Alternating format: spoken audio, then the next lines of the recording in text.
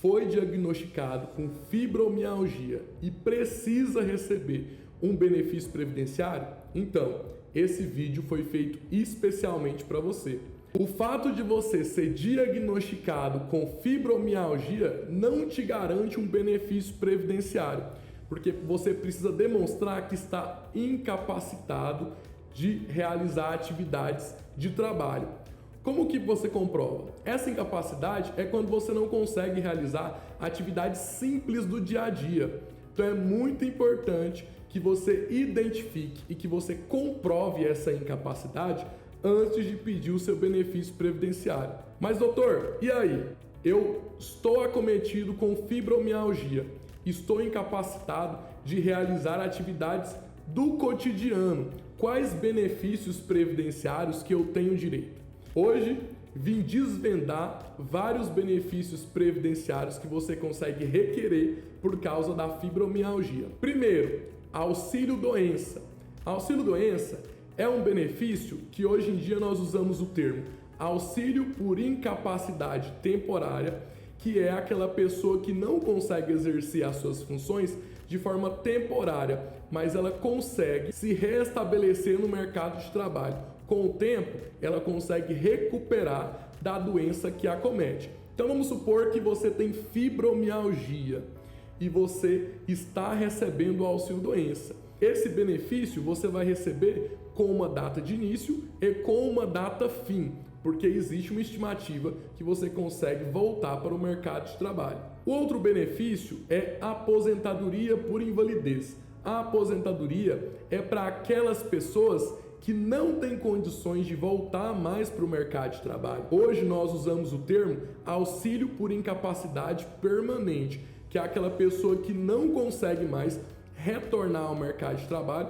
porque essas doenças incapacitam a pessoa de forma total e permanente. Outro benefício que nós temos também é o benefício de auxílio acidente, que são aquelas pessoas que elas conseguem retornar ao mercado de trabalho, conseguem exercer as suas funções, mas elas tiveram uma perda significativa dos seus membros corporais. Ela não consegue exercer mais as funções que ela exercia antes. Quando essa pessoa tem uma perca na sua capacidade, ela recebe uma espécie de indenização, que é um benefício que você recebe quando você não consegue mais exercer 100% aquelas funções que você exercia. Doutor, beleza, eu quero receber um auxílio doença, quero receber uma aposentadoria por invalidez, quero receber um auxílio doença, além desses requisitos, o que eu devo ter para poder receber esse tipo de benefício? É importante que você tenha um vínculo com o INSS, ou seja,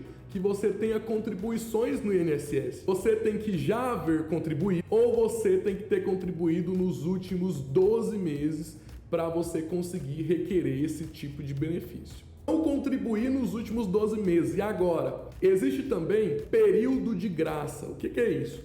Aquela pessoa que não contribuiu com o INSS nos últimos 12 meses, mas ela recebeu o seguro-desemprego, ela consegue manter o vínculo com o INSS por um período de 24 meses e aí consegue requerer esse benefício. Então, lembre-se, para requerer o benefício de auxílio doença, aposentadoria por invalidez ou auxílio acidente, é necessário que você tenha o vínculo com o INSS.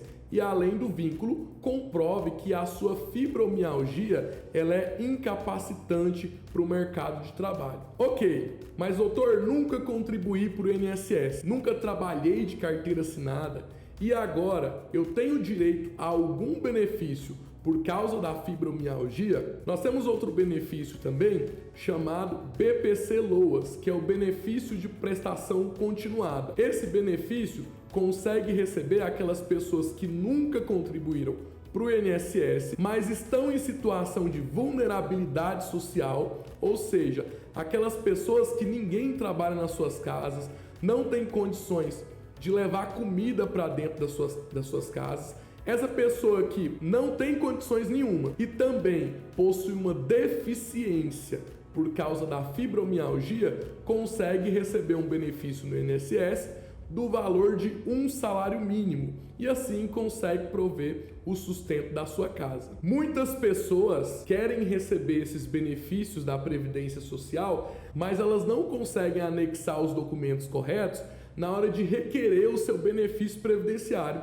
Então aqui nesse vídeo eu vou deixar uma lista com 10 exames e relatórios que você deve ter para conseguir o seu benefício previdenciário por conta da fibromialgia. Hoje vim destacar 4 desses exames que é muito importante. Como eu disse, aquelas pessoas que estão acometidas de fibromialgia não têm um exame correto para poder detectar essa doença, mas você consegue comprovar por meio de vários tratamentos com médico especializado, de preferência que seja um médico reumatologista.